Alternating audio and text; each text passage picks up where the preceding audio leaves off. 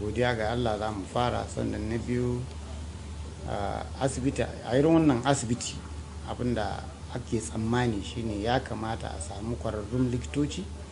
Ba asibiti bane wanda yake kaman general hospital, saboda haka ku gurin daukan ma'aikata akan dauki mutane ne da suka kware a wasu fannoni daban-daban. Da muka ga yaran na haɗe sai muka duba wani irin ma'aikata muke da su, sai na ga to ai mutanen nan duk suna da kware wanda aka koya musu irin wannan operation, suna operation dai ba dai a haɗe ba kullum, amma suna operation da ya makamancin wannan, saboda haka sun san yanayin inda abubuwa suke haɗe, za su iya raba da sauransu. Sannan na biyu, kafin ka irin wannan aiki akwai irin kayayyakin aikin da ya kamata a ce ka tanada.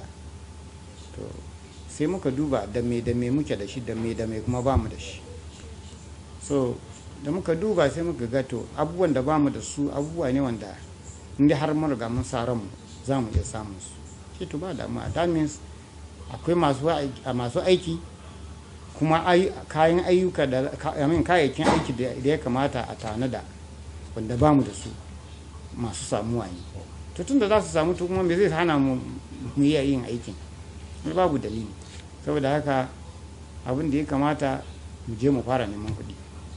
Mun duba ba mun san cewa muna da wani kuɗi a ake za mu ɗauka mu yi ba, sai muka ce to ai in baka da abun kai niyya za ka samu. Muka shiga nima, ce to ga kokon barin mu, duk wanda yake da niyan zai taimaka a taimaki yaran don a raba su.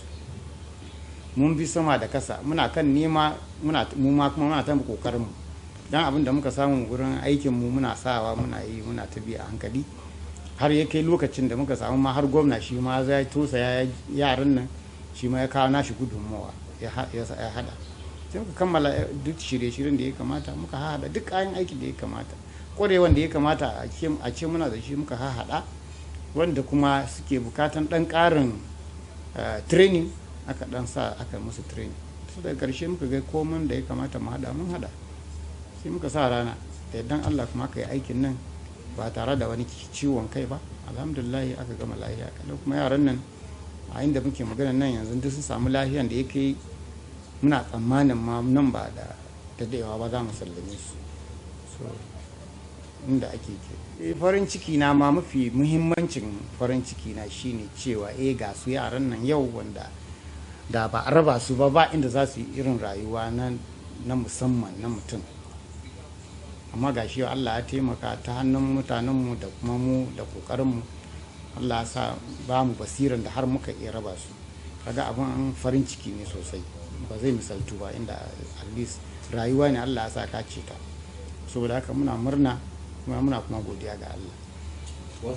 Kira da za mu yi wa gwamnati shine har wa yau mun san gwamnati ta yi kokari sosai kuma tana taimakawa, amma a kara sa mana ido, ana taimaka mana da kamar karin wasu abin nan mai za a ce kayan ayyuka da kuma kudin da za mu saya wayannan abubuwan da training ma'aikatanmu su kai level wanda wasu abubuwan da mutane suke zuwa waje su ce za su je a musu aiki a kai da sauransu mu kasance muna yi a nan gida.